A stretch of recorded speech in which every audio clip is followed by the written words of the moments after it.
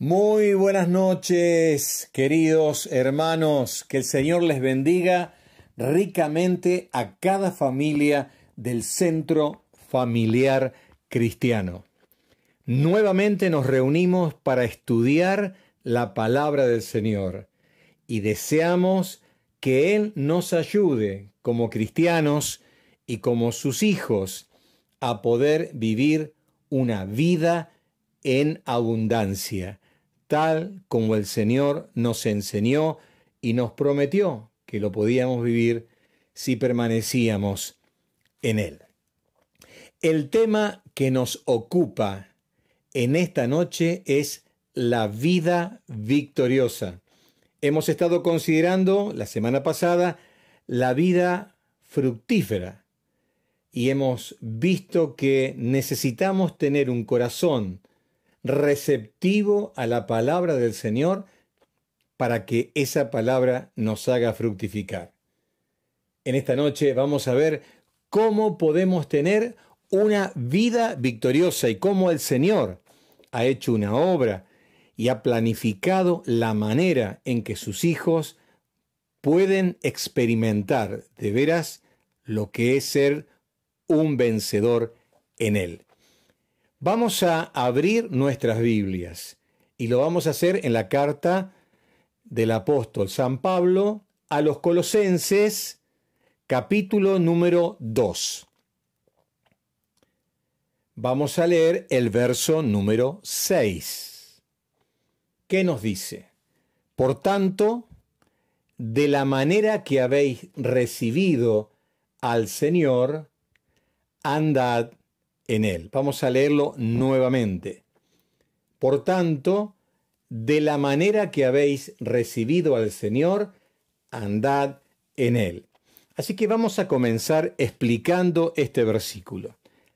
Este versículo nos dice dos grandes verdades de la vida de fe a la cual nos llamó el Señor. Fe que nos da en primer lugar la posibilidad de haber recibido la salvación, porque dice, de la manera que habéis recibido al Señor Jesucristo. ¿Cómo vos y yo recibimos al Señor Jesucristo? Lo hicimos a través de una oración de fe, donde nosotros nos reconocimos pecadores, nos reconocimos como merecedores del infierno, donde reconocimos la importancia de la obra de Cristo en la cruz como único medio por el cual obtener el perdón del Señor. Reconocimos que Él murió en esa cruz, que Él resucitó al tercer día y que Él hoy nos ofrece salvación a través de su persona y de su obra. Eso fue por la fe. Y como sabemos muy bien, la fe es un don de Dios. Ahora, el texto dice, si nosotros hemos recibido al Señor Jesucristo por la fe, debemos andar en Él, arraigados y sobreedificados y confirmados, así como habéis sido enseñados, abundando en acciones de gracia. Así que debemos andar en Él, ¿cómo? También por la fe. Y de esa forma estamos arraigados como un árbol que tiene sus raíces bien profundas y sobreedificados como un edificio que va creciendo y confirmados, es decir, con una fe sólida en el Señor. Pero por la fe. Así que la fe es algo realmente muy importante. Nos ayudó para que podamos asirnos de la salvación y nos sirve y nos es útil para andar en la vida cristiana. Y de esta forma poder vivir una vida victoriosa. La palabra del Señor nos dice que Él nos ha salvado. ¿Se acuerdan? Efesios capítulo 2, verso 8, que lo hemos citado muchas veces, dice, por gracia sois salvos. También nos dice el libro de Hechos de los Apóstoles, capítulo 4, nos dice que en ningún otro hay salvación, en ningún otro hay salvación.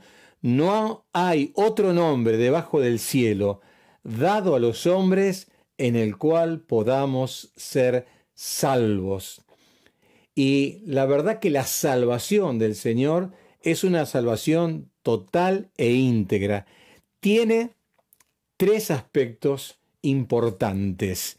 Y para aquellos que toman nota, por favor, pongan atención. Uno de los aspectos de la salvación del Señor es que el Señor nos salva de la pena del pecado, es decir, de la condenación a causa del pecado, del juicio que hay sobre los pecadores. Literalmente, el Señor nos salva de ir merecidamente al infierno. Todos los hombres, pecadores, merecen un solo destino, el ser castigados en el lago de fuego que es el infierno. Ese es el lugar que merecemos. Pero Dios en su gracia nos escogió, nos eligió para que heredásemos la salvación. Así que el Señor nos salva de la condenación eterna, como nos dice la palabra del Señor. Fíjense, en el Evangelio según San Juan, capítulo 3, verso número 18. El que en él cree no es condenado, pero el que no cree ya ha sido condenado al castigo eterno, porque no ha creído en el nombre del unigénito Hijo de Dios. Así que la palabra del Señor es muy clara y damos gracias porque Él nos ha salvado, no porque seamos mejores que los demás, sino porque le ha placido en su corazón elegirnos para darnos la salvación. En segundo lugar, otro aspecto de la salvación es que Él nos salva del poder del pecado. Y esto tiene que ver con nuestra vida presente, con el día a día, con el hoy, ¿no? El pecado es como que está a la puerta, ¿no? Y el Señor es aquel que con su presencia, con la obra del Espíritu Santo en nuestra vida, nos da esa victoria frente al poder tremendo que tiene el pecado. Fíjense lo que nos dice Judas 24 y 25. Y aquel que es poderoso para guardaros sin caída y presentaros sin mancha delante de su gloria con gran alegría, al único y sabio Dios, nuestro Salvador, sea gloria y majestad, imperio y potencia, ahora y por todos los siglos. Amén. Fíjense lo que dice la primera parte del verso 24. Y aquel que es poderoso para guardaros sin caída y presentarnos sin mancha delante de su gloria. ¿Y cómo? Con alegría. Qué tremendo, ¿no? Y la idea de aquí de alegría es saltar de mucha alegría. En segunda Tesalonicenses, capítulo número 3, verso número 3, nos dice: pero fiel es Dios, fiel es el Señor, que os afirmará y os guardará del mal. Fíjense qué hermoso, ¿no? Nos afirmará para que no seamos llevados por cualquier viento de tentación y nos guardará del mal. Qué maravilloso que es esto. Así que Él nos salva del poder del pecado. Esto es algo muy importante y en esto vamos a estar centrados en esta noche, así que prestemos mucha atención. Y hay un tercer aspecto, que Él nos salva o nos salvará de la presencia del pecado cuando nosotros estemos en el cielo junto a Él. Fíjense y escuchemos con atención lo que nos dice 1 Juan capítulo 3, verso número 2. Amados, ahora somos hijos de Dios, y aún no se ha manifestado lo que hemos de ser. Pero sabemos que cuando Él se manifieste, seremos semejantes a Él, porque le veremos tal como Él es. Así que, hablando del futuro, se nos dice que nosotros vamos a ver al Señor Jesucristo y seremos semejantes a Él. Esto significa que no tendremos ninguna chance de tomar contacto ya con el pecado, porque seremos glorificados a la imagen misma del Señor. Fíjense lo que nos dice Filipenses, capítulo número 3, verso número 21. Este es un hermoso versículo también para tener en cuenta. Hablando del Señor Jesucristo, el cual transformará el cuerpo de la humillación nuestra. Es este, ¿no? Este cuerpo que se envejece, que se enferma, que se deteriora. Para que sea semejante, nuevamente la palabra semejante. ¿A quién? Al cuerpo de la gloria suya, por el poder con el cual puede también sujetar a sí mismo todas las cosas. Así que Él transformará el cuerpo de esta humillación nuestra para que sea semejante al cuerpo de la gloria suya. Fíjense lo que dice 1 Corintios, capítulo número 15, verso número 51. Dice así la palabra del Señor. He aquí os digo un misterio.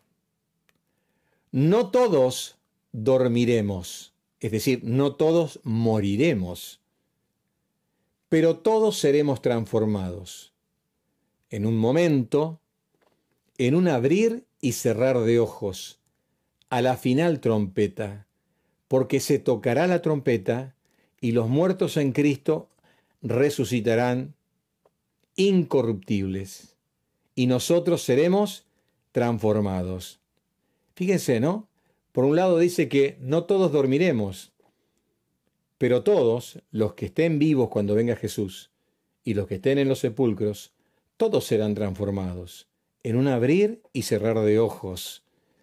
Qué hermoso sería para nosotros que en nuestra generación el Señor venga a buscar a su iglesia. No veríamos la muerte, seríamos como Elías y seríamos transformados para habitar en la gloria del Señor. Dice el verso 53, porque es necesario que esto corruptible, es decir, nuestro cuerpo, este que se enferma, se vista de incorrupción. Y esto mortal, nuestro cuerpo, se vista de inmortalidad. Y cuando esto corruptible se haya vestido de incorrupción, y esto mortal se haya vestido de inmortalidad, entonces se cumplirá la palabra que está escrita. Sorbida es la muerte en victoria, es decir, la muerte será vencida. ¿Dónde está, oh muerte, tu aguijón, tu poder? ¿Dónde, oh sepulcro, tu victoria? Ya que el aguijón de la muerte es el pecado, y el poder del pecado la ley. Mas gracias sean dadas a Dios, que nos da la victoria por medio de nuestro Señor Jesucristo. Así que, hermanos, el Señor nos salva del castigo del pecado, que es el infierno, del poder del pecado, que no nos controla, ni somos sus súbditos, ni sus esclavos, y nos salvará en el futuro de la presencia del pecado, porque en el cielo no entra el pecado, y en nuestros corazones nunca más va a entrar el pecado. Ahora, hermanos queridos, si nosotros hemos puesto nuestra fe en el Señor, como decíamos al comienzo, hemos recibido a Cristo por la fe, y con fe le hemos confiado nuestra vida para que Él nos libre del castigo, del infierno. Si hemos abrazado con fe la esperanza de que un día estaremos en el cielo glorificados junto al Señor y nunca más el pecado estará en nuestra vida. ¿Por qué no poner hoy nuestra fe para ser salvos del poder del pecado que nos asedia y que nos acecha? La gran pregunta que nos tendremos que responder en esta noche es: ¿cómo se logra la victoria sobre el pecado? ¿Cómo se logra la victoria en la vida cristiana? Nuestro tema de hoy es la vida victoriosa. Y me gustaría que ustedes me acompañen, por favor, en Romanos capítulo 6, verso número 1. Por favor, vamos a leer algunos versículos mientras ustedes lo buscan en este pasaje que es muy rico, profundo y que necesita mucho más atención que lo que le estamos dando en este momento. Vamos a encontrar tres cosas importantes que nos muestran cómo nosotros podemos tener de veras una vida victoriosa, una vida cristiana triunfante, no ser un derrotado espiritual. Dios programó para nosotros una vida victoriosa. Esto es algo realmente maravilloso y tenemos que hacer el cambio del chip en la mente. No somos perdedores. Dice Hebreos, no somos de los que retroceden, somos de los que avanzan. Todo lo podemos en Cristo que nos fortalece. Dios nos lleva de victoria en Cristo Jesús. Grabémonos esto en el corazón. ¿Me acompañan en la lectura, por favor? Romanos capítulo 6, verso 1. ¿Qué pues diremos? ¿Perseveraremos en el pecado para que la gracia abunde? Claro, porque la Biblia dice que al sobreabundar el pecado, sobreabundó la gracia. Entonces, por si alguno quiere decir, bueno, si yo peco, Dios va a ser más bueno, entonces voy a seguir pecando para que Dios sea bueno. Dice, no. Dice en el verso número 2, en ninguna manera. Porque los que hemos muerto al pecado, ¿cómo viviremos aún en él? Es decir, hemos tenido una vivencia real, que al recibir a Cristo hemos muerto al pecado. Y esto se va a explicar en los siguientes versículos. ¿O no sabéis que todos los que hemos sido bautizados en Cristo, entiéndase bautizados como ser sumergidos en Cristo, ser unidos a Cristo, de lo cual el bautismo en agua, que es el paso de obediencia, simboliza que somos sumergidos en Cristo? Todos aquellos que han sido bautizados en Cristo Jesús, hemos sido bautizados en su muerte, hemos sido hechos partícipes de su muerte. Verso 4. Porque somos sepultados juntamente con él para muerte por el bautismo, a fin de que, como Cristo resucitó de los muertos, por la gloria del Padre, así también nosotros andemos en nueva vida. Al ser unidos a Cristo, participamos de dos cosas, entonces dice aquí, de su muerte y de su resurrección. Esto es algo que hace Dios en el momento en que nosotros nos reconciliamos con Él. Esto es obra del Espíritu Santo que nos une a Cristo. Porque si fuimos plantados, aquí se usa otra figura, no es la del bautismo, sino plantados como si fuera una semilla, juntamente con Él en la semejanza de su muerte, es decir, no significa que cuando murió Cristo en ese lugar estaba muriendo yo. No, Cristo es el que murió. Pero yo al unirme a Cristo, es como que se me imputa, se me otorga la verdad espiritual de que yo también morí con Él. Por eso volvemos a leer el verso 5, porque si fuimos plantados juntamente con Él en la semejanza, por eso no habla de una muerte literal, sino en una semejanza de su muerte, así también lo seremos en la de su resurrección. Sabiendo esto, que nuestro viejo hombre, este es un versículo muy importante, nuestro viejo hombre, nuestro viejo yo, nuestro yo pecaminoso, ese que nos llevó al pecado antes de conocer a Cristo, noten bien, fue crucificado juntamente con Él. Así que, por la obra que hace el Espíritu Santo al unirnos a Cristo, es como si nosotros hubiésemos muerto y hubiésemos sido crucificados con Cristo. Para que el cuerpo del pecado sea destruido, ese viejo hombre, a fin de que no sirvamos más al pecado. Es decir, acá hay un hecho contundente, que es la muerte de nuestro viejo hombre, para que no sirvamos más al pecado. Es decir, no seamos esclavos del pecado. Porque el que ha muerto ha sido justificado del pecado. Claro, como ya está muerto, ¿quién lo va a condenar? Ha sido justificado. Si morimos con Cristo, creemos también que viviremos con Él, sabiendo que Cristo, habiendo resucitado de los muertos, ya no muere.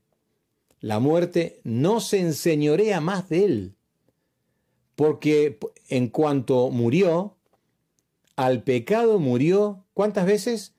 Una vez por todas. Mas en cuanto vive, para Dios vive. Cristo murió una sola vez y ahora vive para Dios. Así también vosotros, consideraos muertos al pecado. Así como Cristo murió, yo también morí en Él, pero también como Cristo vivió, yo he vivido la nueva vida en Cristo, he resucitado una nueva vida para Dios en Cristo Jesús, Señor nuestro. Por lo tanto, el verso 12 dice, no reine pues el pecado en vuestro cuerpo mortal, de modo que lo obedezcáis en sus concupiscencias, en sus malos deseos. Ni tampoco presentéis vuestros miembros, es decir, las partes de nuestro cuerpo, al pecado, como instrumentos de iniquidad, sino presentaos vosotros mismos a Dios, como vivos de entre los muertos, y vuestros miembros, manos, pies, ojos, todo, como instrumentos de justicia, para hacer cosas justas.